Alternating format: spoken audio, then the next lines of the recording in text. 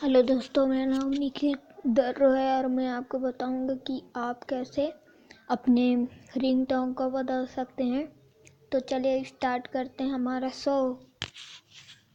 तो सिंपली आपको सेटिंग में जाना है। सेटिंग में जाने के बाद आपको साउंड एंड नोटिफिकेशन में जाना है।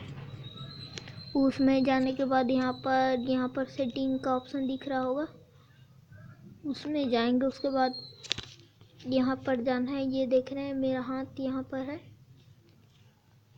यहाँ पर जाना है। उसके बाद आपको फ़ोन रिंगटोन्स में जाना है।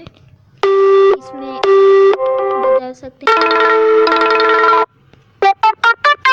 तो मैंने इसको रखा है,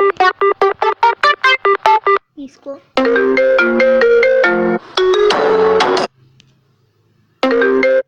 तो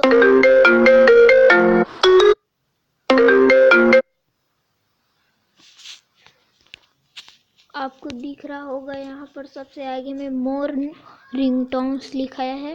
इसमें आप क्लिक करेंगे। उसके बाद यहाँ पर सॉन्ग्स, आपका सॉन्ग को भी रख सकते हैं।